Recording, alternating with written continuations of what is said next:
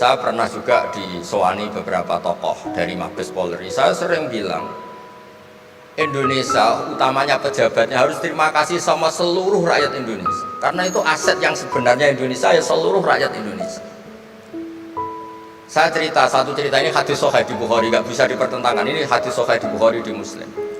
Di antara yang diapresiasi Allah itu adalah potensi jahat kita tidak menjadi, tidak kita wujudkan.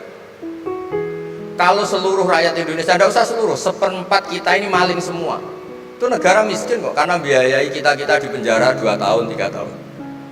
Separuh kita mentalnya membunuh, habis Indonesia. Seperempat saja, sepertiga saja, 1/8 saja punya mental killer, itu habis Indonesia. Ketika rakyat kita, ketika tetangga kita, masyarakat kita tidak melakukan kejahatan, itu ketertiban yang sejati. Maka semua bentuk ketidakkriminalan yang dilakukan oleh rakyat Indonesia itu awal dari aset bangsa ini. Coba kalau semua orang mencuri, habis negara untuk biayai di penjara. Semua orang kriminal, berkahnya mereka tidak melakukan, Indonesia baik-baik saja. Sebab itu ketika ada sekian kebaikan, Nabi terakhir ngendikan apa? Takufu syarroka anin nas fa innaha shadaqatun minka ala nafsik. Potensi jahat kamu jangan kamu lakukan, itu sudah menolong peradaban.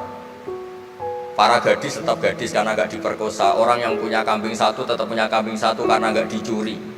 Orang yang berkarir tidak terhenti karena karakternya nggak dibunuh, tidak dihujat, tidak dihentikan, tidak disetop oleh cibiran, oleh bulian. Maka di antara 7 orang yang dilindungi Allah, fi dzillihi yauma la dzilla illa dzilluh, itu Nabi hanya cerita orang yang nggak jadi. Di antara yang diceritakan Nabi dalam sebuah hadis, saya ini lelaki sejati, sangat mencintai sepupu saya, dan saya mau ngumpuli dia, tidak mau sampai saya kasih uang 100 dinar. Setelah saya kasih 100 dinar, saya ingin ngumpuli dia dengan cara salah tentu. Dia gak mau dan berpesan, la tafuddal khatam illa bihaqqi. Kamu jangan ngumpuli saya sebelum nikah. Singkat cerita, pemuda ini gak jadi melakukan hal yang nista, yang gak benar. Itu sama Allah dijadikan wali, berkahnya nggak jadi. Jadi kalau potensi kejahatan kita tidak menimpa orang lain itu sudah luar biasa. Jangan nunggu berjasa kita dapat penghargaan setelah kita jadi kiai besar, jadi dosen UGM, jadi ini itu. Semua masyarakat kita yang menahan potensi kejahatannya itu adalah aset sejati Indonesia.